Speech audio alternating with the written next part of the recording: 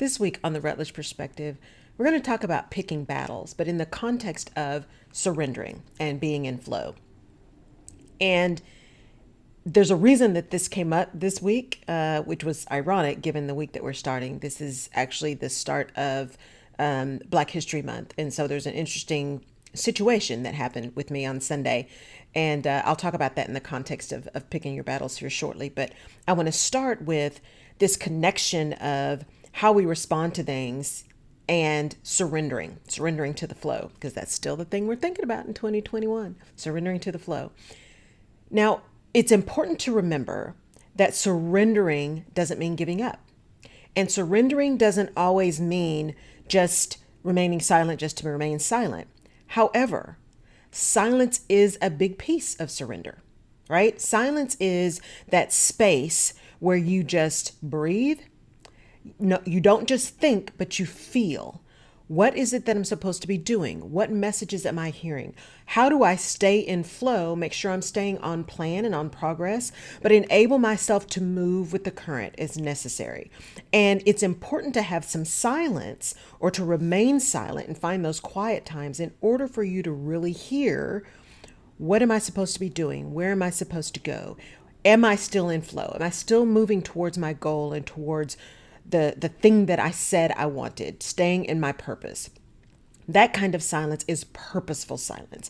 That kind of silence is a silence that lets you hear what is not necessarily said. It lets you think deeper. It lets you feel. And for those of us who are overthinkers, the feeling part is the most critical and most valuable part of remaining in silence. Intentional silence, not just being still, but intentionally being still and listening and connecting with what it is that you're really trying to do.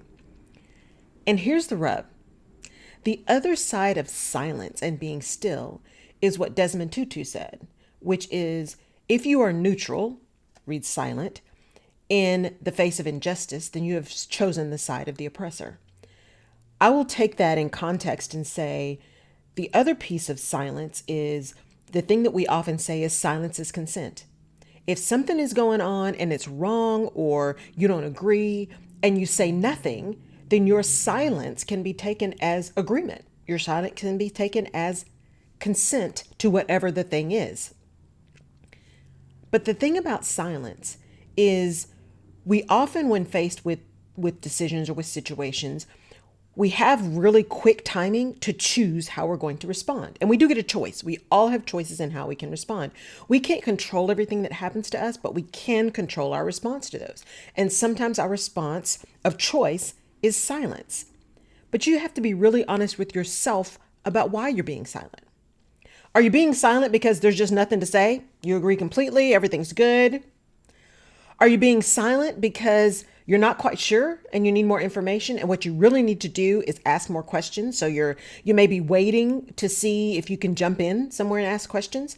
And if that's the kind of silence you're talking about because you need more information, make sure you ask for that information, because again, in certain situations, silence can be deemed as consent. Are you silent because you're afraid of going against the grain? And that is something you definitely need to address and understand about your environment and your situation. Or are you remaining silent because you are in such dissent or such anger or such irritation that you are trying to manage your response, that you're trying to make sure that your response will be heard?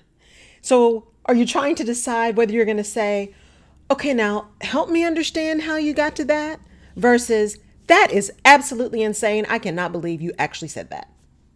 Because that is a battle that I, for one, have often. Am I really going to tell people what I think, or am I going to be a Texan and say, bless your heart? And depending on the tone of that bless your heart, I think we all will know what it means.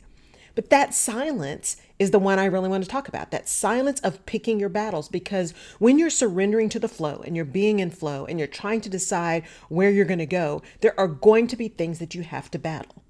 And you need to pick the battles you want to fight. And that's something that happens in everyday life. Whether you are talking about your personal life or whether you're talking about your professional life, there are battles that you're going to have to fight, and you have to just decide how and if you want to fight them. So that brings me to what brought this on this time. We have seen so much through 2020, actually through the last 4 years. And the last 4 years just brought it to the forefront. So we can't blame the last 4 years for everything that's gone on. This stuff has been dormant for a long time. It just really got public in the last 4 years.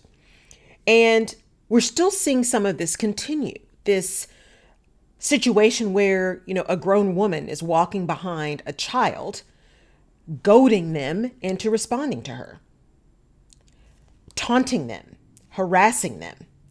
We talked about it years and years ago, and it still happens. The cat calls and the whistles. And how are you going to respond to that when women are walking alone? Maybe dressed a certain way or not dressed a certain way. Apparently, sometimes it just doesn't matter.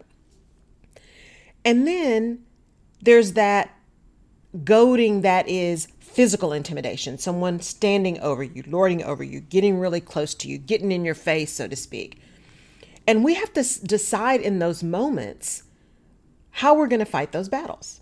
We have to pick the battles we're going to fight and those that we're going to let go. And this is where kind of that surrendering and that silence sometimes can be misinterpreted.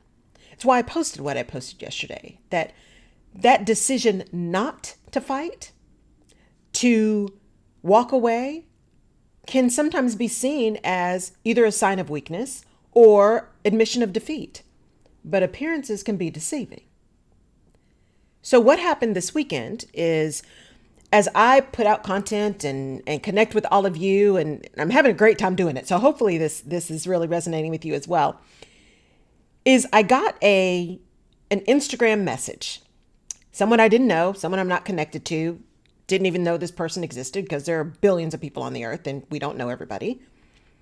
And it came through, direct message. And so if you get a direct message and it's somebody you're not connected to, it has the little request thing, and then you can go and see what it is. And the message from this person named Andrew Kramer with a K said, "White people will always be better than blacks." That's all it said, in caps. I don't know this person, never seen this person. This person doesn't follow me to my knowledge. Nothing, just random. Now, my first response was, oh my gosh, I can't believe somebody just sent that to me. What did I do to deserve that? My second response was, is he serious? And my third response was, I don't think he knows who he's dealing with, because it is dangerous to mistake my kindness for weakness. And I went through all of that in the space of about 5 seconds. And then I thought, okay, surrender into the flow. Just breathe. And let's make a conscientious decision about how we're going to deal with this. And the reality of today is people can use social media to say a lot of stuff and do a lot of things as we've seen with this cover of anonymity. And so who knows if this kid's name is really Andrew Kramer? Who knows if it's really a person? It could be a bot. There's so much stuff going on. And as I really sat calmly and decided what I wanted to do, I just said, you know what? All of that is true. This could just be nothing. The other thing that I had to think through is, often when those kind of things happen, our response actually gives more credence, or can give more credence or more airtime to something that is just absolutely asinine or irrelevant. Why would I give more airtime to this person? Why would I engage in dialogue with this individual who has clearly shown through his rhetoric about where his position is, and it's not my job to educate this person? It's just not.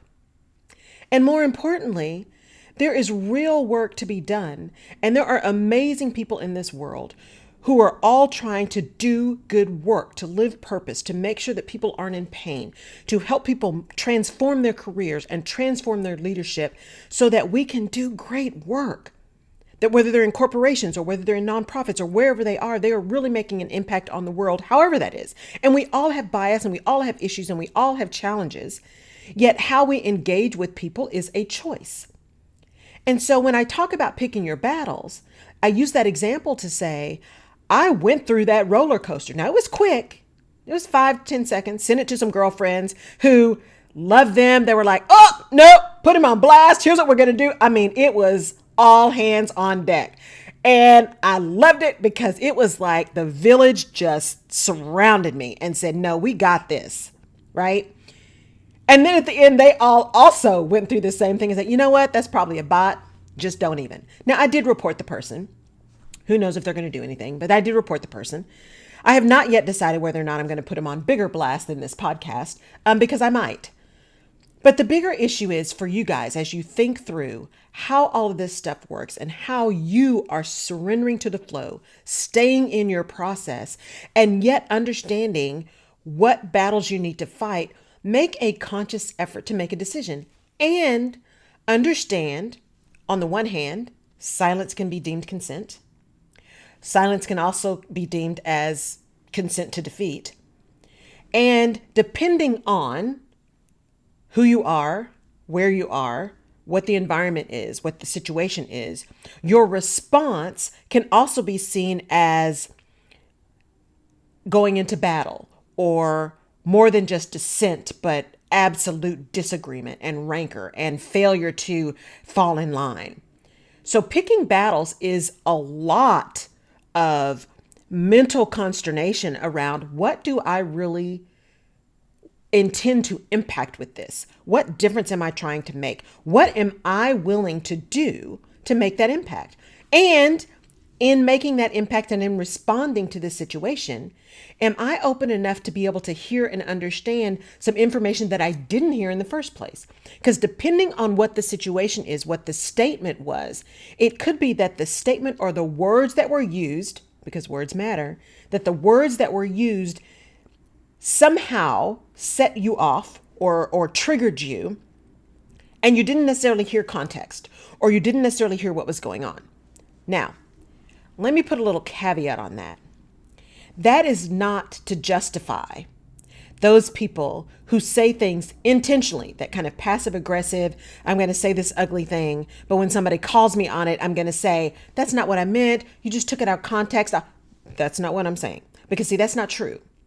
If you're going to have an opinion and a perspective and you're going to say things to people, own what you're saying. Own your perspective, own your opinion, own your words. And when somebody brings those words back to you and calls you on the carpet about your statements, don't back down then because you said them. You may want to apologize for them if they were wrong or misconstrued or what have you, because sometimes we really do say things that are misinterpreted and we want to clarify that. But there are often times when we are saying exactly what we mean and we're saying it in a way that is passive aggressive and kind of we're smiling while we say something ugly. We know exactly what we meant. And when somebody calls us on it, we want to pretend we didn't. That is out of integrity. That is not being honest. That is not being truthful. But we want to be able to pick our battles when we go toe to toe with someone on things where we disagree. You don't have to be disagreeable when you disagree, as Ruth Bader Ginsburg said. You can disagree without being disagreeable. And I think Margaret Thatcher may have said that too. It is important to be really clear on what it is you heard and what your response is going to be to that. And often, if something strikes me as, oh, wait, that's not right, I have reached a point in my life and in my career that I will first say, okay, now here's what I heard. Did I understand what you said correctly? I do that a lot with customer service right now, because if one thing can move me from 0 to 400 in about 2 seconds, it is bad customer service. And so I've reached now the point where instead of me getting my blood pressure up, I say, wait, let me make sure I understand what you just told me before I lose my mind. So going into this week, going into this continued move to surrender to the flow, there's still crazy times because there are still battles to fight. The battle is not over. We are still in the midst of trying to bring things back to some semblance of an ability to collaborate and to be conscientious about what we say and what we do, and to at least show some level of civility and respect to people, because we don't have to have the same perspectives, but we do have to show some level of respect. And so in doing that, we are going to have lots of battles that are coming up. As you move through your career, as you decide you're going to take that promotion, as you figure out who you're going to put on your team or who you're moving off your team or what projects are going to be happening, you are going to have battles that you fight professionally. And your job is to decide if and how you're going to fight those to achieve the outcome you're trying to achieve. And that starts with understanding what the outcome is that you're wanting, being really clear on that, and then having a plan and then responding, but being in flow enough so that if you don't get the response you thought, you can adjust quickly. So go into this week, think really quickly and clearly and deeply about the battles you want to pick. Sit comfortably in silence to surrender to the flow. Those overthinkers, we need that time. Don't just think it, feel it. Where are you supposed to be? And when you get that crazy direct message, before you just immediately respond, think about potentially just remaining silent. Remaining silent. Because not every statement, not every action needs or deserves your attention or your response. Manage your energy. Manage your perspective. Surrender to your flow. Because you get to control your response. And that's the Rutledge Perspective for this week. I am pulling for you in these battles that we're all going to be fighting, because there's always a battle. Some are easier than others, but I'm pulling for you in your battles this week. Let me know what you think. Is there something that has happened to you and you've had a great response and you've been able to push through that or see something different? Because your battle and how you fought it may be a big help to someone else. Have a fantastic rest of your week, and we'll catch you next time.